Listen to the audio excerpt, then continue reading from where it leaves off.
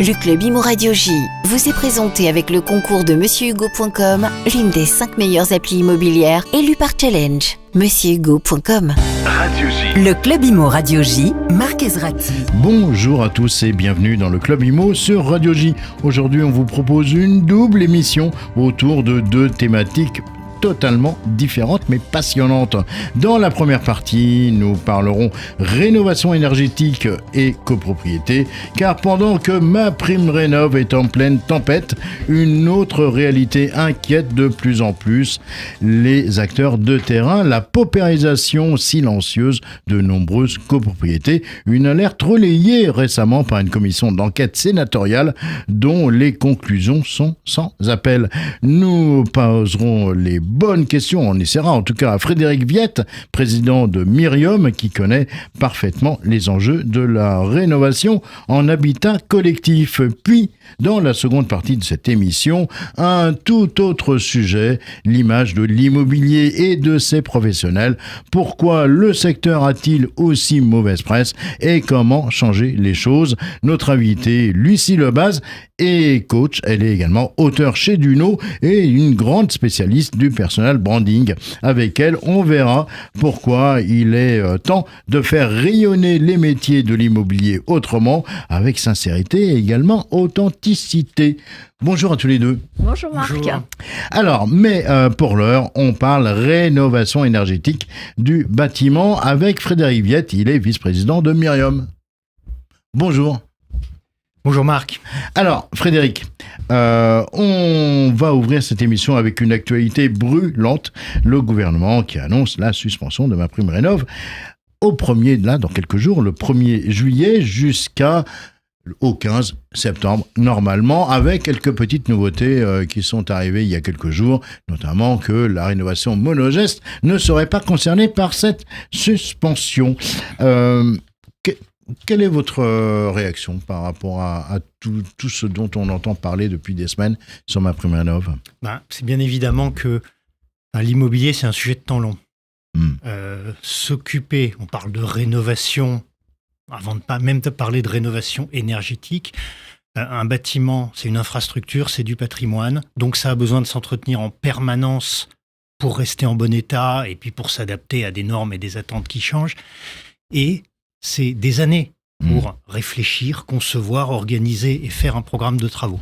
Mais donc, quand des règles changent tous les matins, évidemment, c'est compliqué. Avec c'est tout ce qu'on entend, le tout et son contraire, avec des annonces. Vous savez, les suspensions, ça peut durer, c'est un proviseur qui peut durer. On a d'autres exemples, notamment sur les aides à la formation, voire même peut-être le service militaire, suspendu depuis 1996 en France. Est-ce qu'il faut s'attendre à une perte de confiance dans l'écosystème? Je pense que, en tout cas, attentisme, attentisme, mais je ne sais pas si c'est une perte de confiance, mais attentisme parce que juste, comment prendre une décision quand on ne sait pas comment ça va fonctionner, c'est juste pas possible. Il n'y a pas que, là, cet arrêt, reprise, suspension, personne n'a boule de cristal pour dire comment ça redémarrera sur MaPrimeRénov'. On n'en sait rien, il n'y a pas d'argent. Il y a une somme de dispositifs qui s'ajoutent les uns aux autres depuis quelques années. Par exemple, il y en a un, on peut en dire un mot ce matin. Les DPE, diagnostic de performance énergétique, tout le monde connaît. Mais les PPPT, projets de plan pluriannuel de travaux. On connaît peut-être un petit peu moins. Un peu moins, oui. C'est dans les copropriétés. C'est pas idiot sur le fond. Le principe de dire faut faire une stratégie, examiner un peu l'état d'un bâtiment pour après avoir une vraie stratégie de quels travaux sont vraiment c'est intelligent. Dans quel ordre. On est d'accord. C'est pas idiot. Non, c'est même intelligent. Mais si c'est fait par la loi et que c'est donc un peu transformé en une espèce de case à cocher avec un rapport mécanique qui bouffe les budgets, qui bouffe les ordres du jour, les gens attendent avant d'avoir ça. Oui, c'est ça, voilà. Et puis pendant ce temps... c'est cette somme de choses qui fait que la copropriété se dégrade. Le vrai travail de fond, il a pas lieu. On a l'impression que la rénovation énergétique des copropriétés est toujours le parent pauvre finalement de la politique du logement. Pourquoi est-ce que selon vous, elle reste aussi complexe à financer et à enclencher? je ne sais pas si c'est le parent pauvre, parce qu'il y a plein de sujets nécessaires, mais la stratégie de rénovation d'un bâtiment, c'est déjà pas simple. Même si c'est juste un appartement en monopropriété, il faut déjà regarder techniquement ce qu'il faut faire, pas se tromper, être correctement conseillé, avoir le budget et tout. Vous rajoutez la complexité normale de la copropriété. La copropriété, c'est une collectivité de quelques dizaines ou parfois beaucoup plus de gens qui partagent un patrimoine commun et dans lequel aussi, mais par nature, vous allez avoir des gens qui ont des intérêts différents. Vous pouvez avoir un jeune ménage qui vient d'acheter son appartement, qui s'est endetté pour le faire, qui n'a pas un rond pour enclencher des travaux dans la foulée. Vous pouvez avoir des personnes âgées qui, quelque part, n'ont pas envie de s'embêter avec ça, etc. Vous pouvez avoir des propriétaires non occupants qui louent. Chacun, il va regarder la décision avec son prisme. Ce que je veux dire, c'est que c'est normal que ce soit long, que ce soit compliqué, que des consensus se forgent. Et que toute espèce de dispositif qui va croire en rêvant que on va imposer une décision s'il n'y a pas de majorité, jamais ça n'aura lieu. Ça n'est pas légitime d'imposer une décision à une minorité de copropriétaires qui ne veulent pas. Et toute loi qui va croire qu'on va rendre ça miraculeusement simple, je n'y crois pas une seconde. On n'y croit pas. Donc, alors, oui. Frédéric, on a récemment un rapport sénatorial qui est tombé sur la paupérisation des copropriétés. Ça a été, c'était une commission parlementaire, une commission d'enquête qui était présidée par Amel Gacquière, sénatrice du Pas-de-Calais, et qui parle d'un parc social de fait qui se dégrade en silence. Est-ce que vous qui travaillez dans ce secteur-là, est-ce que vous partagez ce constat? Que les propriétés aujourd'hui sont devenues finalement un parc social de fait. Avec humilité, je ne suis pas forcément une plateforme d'observation représentative de l'intégralité du parc. On travaille plutôt en Île-de-France. Mais vous en avez parlé là à l'instant. Vous avez dit qu'effectivement avec des coûts toujours des appels de fonds qui augmentent en permanence, les gens ont plus de sous. Les augmentations ne sont pas forcément aussi systématiques et aussi vertigineuses dans la durée. Bien sûr. Mais ce qui est sûr, c'est qu'on a des murs d'investissement dans tous les domaines. Là, il y a pas longtemps, finalement, la SNCF met en avant le mur d'investissement qu'il y a devant nous sur le réseau ferroviaire. Exactement. 30 ans de vieillissement. Il y a 40 ans même. Voilà, toute une partie de nos villes, elle a des décennies. Et donc, oui, c'est le bâti qui a aussi vieilli. C'est une des causes identifiées. C'est le vieillissement du bâti, mais aussi la précarité des copropriétaires eux-mêmes. Il y a du vieillissement du bâti qui dépend des générations de bâtiments. Et on a typiquement une trentaine d'années de génération de bâtiments d'après-guerre, dans lequel on n'a pas forcément du bâti structurel de qualité. On peut avoir des vrais problèmes structurels. Et à ce moment-là, des situations d'entretien complexes. Alors tiens, parlons un peu technique. Quels sont aujourd'hui les vrais gisements d'économie d'énergie dans les immeubles collectifs? Isolation, chaufferie, ventilation. Écoutez, moi j'ai une conviction très forte. C'est un sujet de sur-mesure. Vous pouvez avoir deux bâtiments d'une même génération qui semblent se ressembler. Et s'il y en a un qui est exposé sud et l'autre nord, il ne faut pas plaquer les mêmes choses. S'il y en a un qui vient de refaire, par exemple, sa chaufferie, on ne va pas casser la chaufferie et la remplacer par autre chose dans la foulée. Donc, il y a une palette de leviers dans la boîte à outils.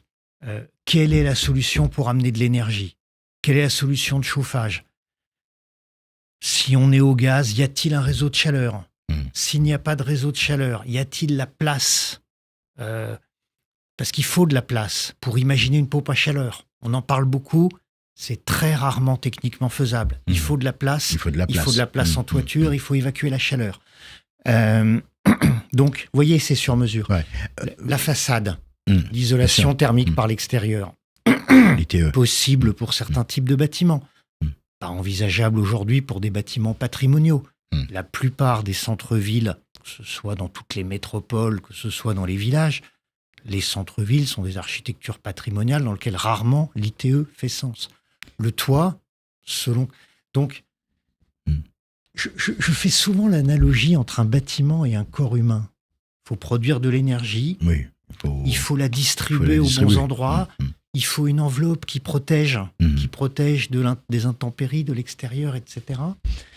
Il n'y a pas de solution unique. Il faut un médecin de famille qui regarde ce qui est bon pour ce bâtiment. Et pour les bâtiments, le médecin de famille, c'est le syndic, c'est l'architecte de copropriété, c'est les copropriétaires qui doivent eux-mêmes construire leur stratégie.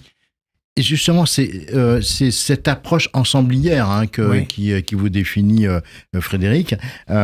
C'est quoi la méthode, rapidement ? Cette approche, c'est quoi la méthodologie ? L'approche ensemblière. C'est pas que ensemblière. C'est pas que ensemblière, parce que de nouveau, si vous voulez, l'approche qui pour moi est la plus claire et de bon sens et qu'il faut garder en tête, c'est on ne va jamais faire des travaux uniquement, exclusivement pour une raison énergétique. Si on fait une isolation par l'extérieur, c'est parce qu'il est temps de faire le ravalement. Si on vient de faire le ravalement, on ne va pas tout bousiller et jeter par la fenêtre un investissement qui se paye sur 20 ans dans la foulée. Si on vient de refaire la chaufferie, idem. Si on vient de refaire la toiture, idem. Donc, la rénovation énergétique, elle doit se brancher et se penser en même temps que la rénovation bâtimentaire. On n'a pas l'argent pour le faire 2 fois, on n'a pas le temps pour le faire 2 fois. Et donc, à partir de là, parfois, c'est des monogestes. Parfois, quand tout s'y prête et qu'il y a vraiment besoin, alors il est intelligent de globaliser. Un mot sur le reste à charge, parce que vous savez, quand il y a des travaux, l'État parle de subventions, mais dans les faits, les propriétaires doivent parfois sortir 15, 25, voire plus 1000 euros, enfin 25 000, pardon, voire plus d'euros. Comment on... Est-ce que c'est pas un frein majeur ? Est-ce que certains copropriétaires ou syndicats de copropriété... Bien sûr que c'est un frein. C'est un frein. Bien sûr que c'est un frein. Et en même temps, on sait qu'on n'a pas l'argent pour tout faire. Frédéric Viette, une question simple. Est-ce que vous avez encore confiance dans la stratégie gouvernementale actuelle sur la rénovation et copropriété ? Le sujet n'est pas si moi j'ai confiance, je dirais, mais est-ce que l'ensemble des copropriétaires et des acteurs qui ont des décisions à prendre pour leur patrimoine peuvent les prendre et peuvent savoir comment les prendre sans avoir de conseils magiques, mais ce qui me paraît là aussi être un principe de bon sens pour ne pas faire d'erreur, je dirais, ne jamais prendre des décisions juste parce qu'il y a une aide fiscale ou une prime. C'est ça.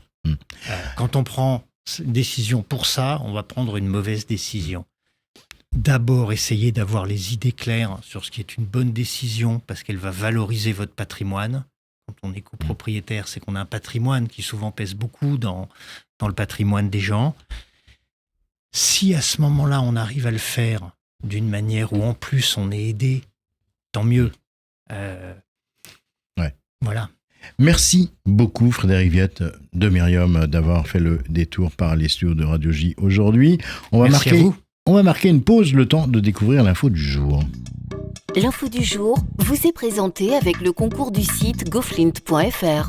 Goflint.fr, première plateforme de dépose d'annonces gratuite et de mise en relation dédiée à la recherche de biens immobiliers. Goflint.fr. Et aujourd'hui, on vous parle de l'encadrement des loyers qui pourrait bientôt peut-être être pérennisé ou pas, comme le rapporte Le Figaro. Une proposition de loi a été déposée au Sénat et à l'Assemblée nationale pour rendre permanent le dispositif d'encadrement des loyers qui est censé s'arrêter fin 2026. Portée par les élus écologistes et communistes, la proposition entend mettre fin au caractère expérimental du dispositif en vigueur dans de nombreuses villes comme Paris, Lille ou encore Bordeaux. pour la députée Danielle Simonet, il s'agit d'une urgence pour éviter une flambée des loyers dans les zones tendues.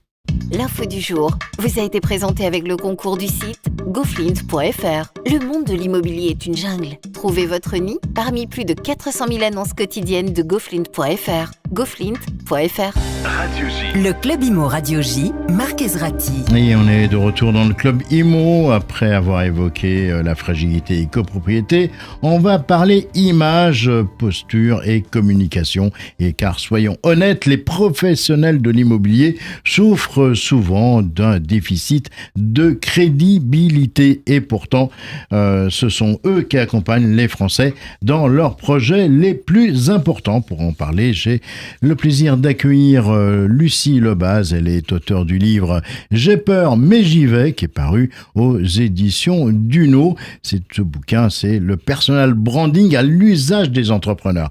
Lucie, bonjour. Bonjour Marc. Vous êtes coach, consultante et spécialiste de l'image de marque depuis près de 20 ans. Excusez-moi. Avec vous, on va comprendre pourquoi il est urgent que les pros de l'immobilier reprennent en main leur image. Alors, pourquoi, selon vous, Lucie, les métiers de l'immobilier pâtissent-ils encore d'une image dégradée dans l'opinion publique ? À mon sens, on imagine que la visibilité peut se fondre avec la superficialité. C'est-à-dire qu'en fait, le personal branding, c'est pas du vernis. On parle aujourd'hui, quand on parle des métiers de l'immobilier, et notamment des agents immobiliers, on imagine des ventes un peu en mode forcing, on imagine des photos retouchées, du démarchage commercial un peu lourd, même voire très lourd. Et ça, c'est dans l'imaginaire collectif, en fait. C'est ce que véhicule ce cliché. Sauf que ce cliché, il aura la vie longue tant qu'on n'apportera pas des preuves de la personnalité, de l'incarnation du message, et où on mettra toujours en avant les intérêts professionnels avant de servir la cause des personnes qu'on est censé aider. Voilà. Est-ce que le personal branding, il peut vraiment changer la donne pour un professionnel de l'immobilier ? Bien sûr, c'est ce qui va en fait... Parce que s'il n'a rien à dire, qu'est-ce que... On a toujours quelque chose à dire. C'est ce que je raconte dans le livre, d'ailleurs. Ouais. Mais c'est ce qui va faire la différence entre un agent comme tout le monde, un agent comme un autre, et une personne de confiance. Et c'est ce qui va faire la différence, c'est justement cette crédibilité, la confiance, les conseils, même parfois l'assistanat dont on va faire preuve lorsqu'on accompagne ces personnes à trouver un logement. On ne parle pas uniquement de trouver un logement, on ne parle pas que de mètres carrés, on parle justement de conseils, de conseils pratiques, d'être vraiment là pour son client et d'abord de le servir. Donc, à mon sens, oui, c'est ce qui va faire la différence et c'est ce lien qui va le rendre singulier. Et la singularité à long terme, c'est du business à long terme. Alors, vous expliquez aussi que la peur de se mettre en avant, elle est un véritable frein. Quel conseil vous donneriez à ces agents immobiliers, qui sont nombreux d'ailleurs à nous écouter aujourd'hui sur Radio J? Eh bien, qui mettent la vente plutôt en conséquence d'un bon service, en termes aussi de communication. C'est ce qui va faire aussi qu'on aura envie de les contacter. Aujourd'hui... personne ne vous attend sur les réseaux, je veux dire, donc faut un petit peu relativiser. J'en parle justement dans le livre, c'est que en fait, vous n'êtes personne pour personne. Donc, lorsque vous faites une publication sur LinkedIn, c'est très bien. Faites-en, entraînez-vous, mais n'attendez pas que les gens aient spécialement de réaction, en tout cas au départ.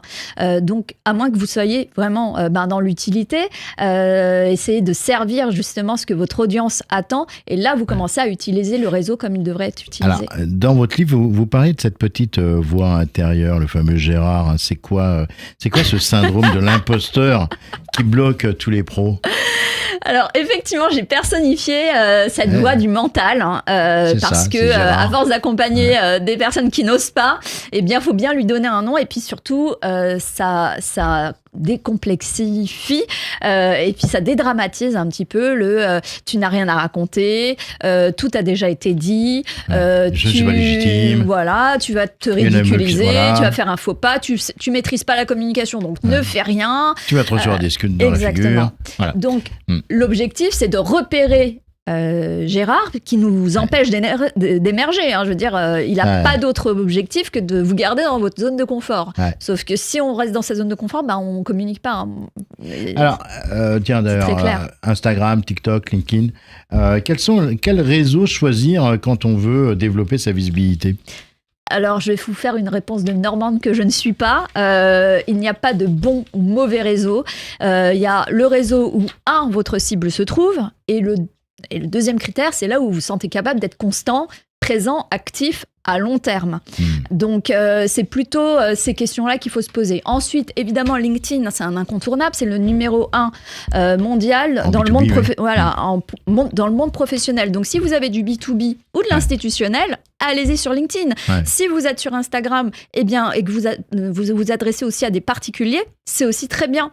Ouais. Et bien sûr, il existe aussi d'autres moyens. YouTube, TikTok, pour la vidéo, c'est aussi excellent. Mais vaut mieux avoir un réseau bien tenu qu'un multicanal abandonné. Lucie, comment est-ce qu'on peut créer une image forte sans devenir une caricature ? Oui, en fait, l'objectif, c'est pas de mimer ce qu'on pense être bon ou ce qui a fonctionné pour d'autres. C'est plutôt de se dire, en fait, avec quoi je suis d'accord, hein, quelles sont mes convictions et est-ce que je suis prête à les assumer. Les assumer, c'est avec des preuves. Les assumer, c'est aussi dans mes faits et gestes, dans mes actions et à communiquer avec ça. Donc, en fait, c'est vraiment cet alignement entre ce que je pense, ce que je dis et ce que je fais. Et à partir de là, on commence à être évidemment authentique et magnétique. Lucie, le grand public, il a besoin de repères fiables. Comment un pro, rapidement, peut-il devenir une figure crédible et utile pour ses clients ? En faisant le tri. L'objectif, c'est pas de tout dire, c'est de dire des choses qui soient claires et qui soient vraies, en tout cas pour vous. D'assumer votre vérité, même si elle doit évoluer. Évidemment qu'elle doit évoluer, il n'y a jamais de certitude, mais en tout cas de l'assumer. Donc, à mon sens, oui, c'est ça. Hein. Vous rappelez le titre de votre livre ? J'ai peur, mais j'y vais. Et on le trouve aux éditions Duno. On le trouve dans toutes les bonnes librairies et en ligne. Amazon partout, ouais. Merci infiniment, Marc. Lucie Lebaz, pour vos réponses, pour avoir fait le détour par les studios de Radio J aujourd'hui. Voilà. Le Club IMO, c'est terminé. Cette émission, vous pouvez la retrouver sur les réseaux sociaux, sur radioj.fr. Vous allez pouvoir aussi découvrir la nouvelle chaîne 100% IMO de Radio J. Quant à moi, je vous retrouve lundi prochain à 16h05. D'ici là, très belle fin de semaine à toutes et à tous. Le Club IMO Radio J vous a été présenté avec le concours de MonsieurHugo.com. Avec MonsieurHugo.com, fini les retards de paiement, fini les litiges, fini les sinistres à gérer. MonsieurHugo.com, l'une des 5 meilleures applis immobilières élues par Challenge. MonsieurHugo.com.